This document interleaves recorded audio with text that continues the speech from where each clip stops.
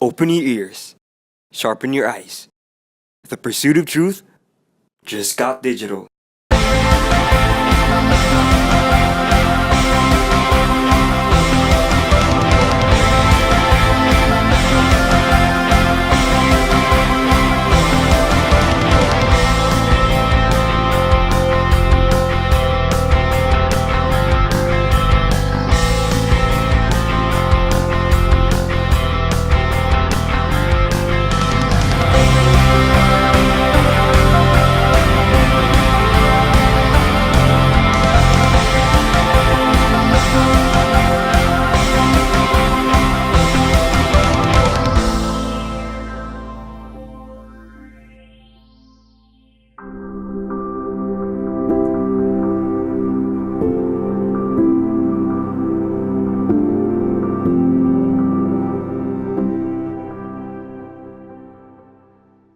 I'm Maria Carlene Sean Aikabaraban.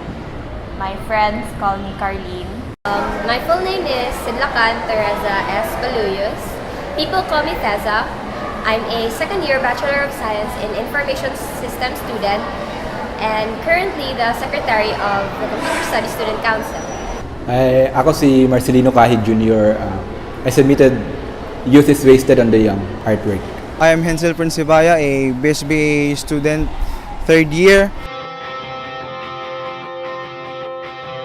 So I started street photography in general, karon lang 2014. Pero in my high school days, ginahimo na ako siya, ginabuhat na ako siya, pero without knowing street photography na day siya. So na-realize lang na ako, so nagkana ako yung mentor bitaw nga, street photography na yung alan ana, then sige na ko shoot everyday, if na free time, uli sa balay, then padulong sa school. I have always been inclined to art. Ever since bata pa ko, I look at things quite differently. It's like you draw out the abstract from anything that's concrete, and it's simply like looking through an object, something like that. That's why I find it interesting. So I started writing when I was 7 years old. It started during my grade 1 class, my grade 1 English class, and our teacher told us to write something about trees. And after that, she gave me back my paper and she wrote down there in my paper, I did a really good job. And ever since then, I've always loved writing. I've always tried to nurture my talent in writing. And although there are times na I feel like I'm inadequate or I feel like other people are better than me, it's like, this is your own style of writing. And it's part of who I am. So it's such a waste to just let it be just because I'm feeling insecure. I started writing when I was in grade 4. It was an essay writing contest. I didn't know I could write that much. But when I won, I started believing that I could. So starting from there, I joined more contests and then I started reading a lot more. So I guess that's where it started.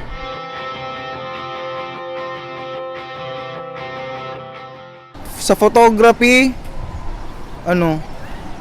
actually dili siya na ako investment or unsa.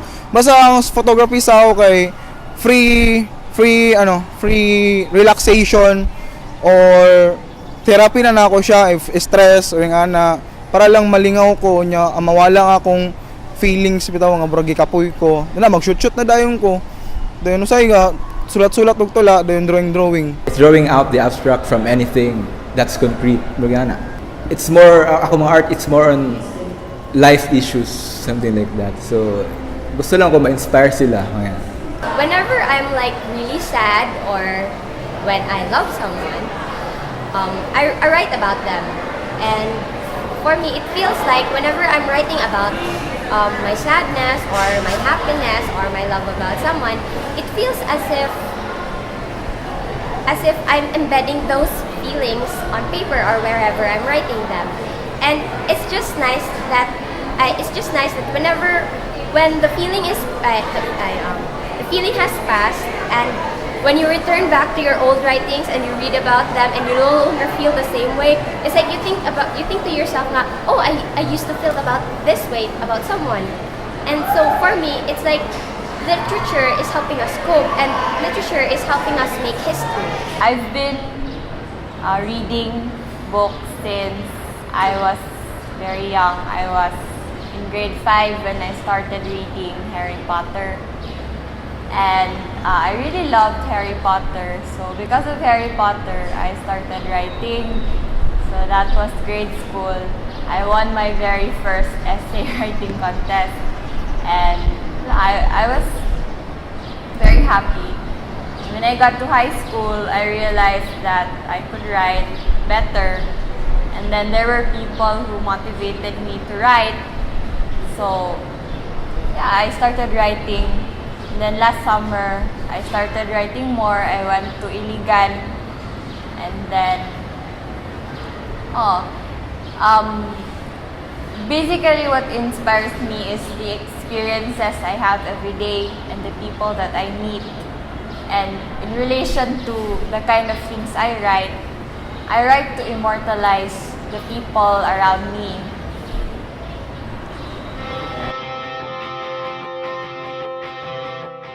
Katong just a position, actually nalimutan na ako to kung unsa to siya kay wala ko mag-assume nga nadawat or nga na. So bali, ang una na ko nakit-an kay itong mga singalan ni katong mga posters sa mga politiko. Kato, nakita-an ako to siya, then nakita-an ako ang light. Then naguna-una ko nga gusto ko subject nga nilutaw si nanay. Dayon kato siya kay more on good governance mangin ko mo na advocacy sa kinabuhi bitaw. I came across the quote kanang actually sa song bago lang. Tapos kanang since na fascinate ko, ako siyang gi-search sa internet, so it's from a famous author. Nalimutan ako yung pangalan, basta something like that. Makita niyo sa akong artwork, kanang mura gina-pull back sa old man ang time. Ano makaingon sila na ang mga old people, makaingon sila na kanang kung naana niya akong wisdom karon atong bata pa ko na capable ko makabuhat og anything kay kusgan pa ko nana murag it's like regret murag na to sa subconscious sa mga young people murag siya kanang murag gusto na japon sila mudako pud. The cosmology of love was actually about this guy. I met him during summer of the school year, and the thing is, we're total opposites. It's obvious from our height differences. He's like really tall and I'm really short. And well, when I met him, he said he was going to change. Since I was a good student and he was a flunking student. And so in order for the both of us to work, we had to compromise on a lot of things.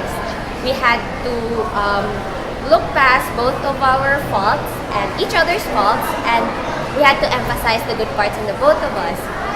So for me, actually, opposites, the good parts and the bad parts of a person is actually they make up the same person.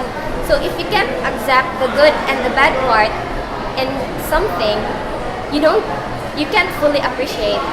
You can't fully appreciate it. What inspired me to write the bus ride was a family vacation. I was on my way to Medina, and I started looking outside the window and I started thinking a lot of things. I asked myself, where do hearts go when people leave? Do they go with us, or do they stay where we just left? In the poem, I wanted to talk about basically leaving and how do you actually measure distance? How do you define leaving? Does leaving mean that you have to come back, or does leaving mean that you have to really leave totally?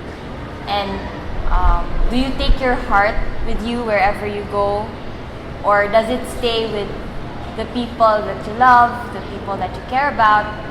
And when I wrote that poem, I wanted to ask not just myself but other people, do you really want to go, or do you just want to go?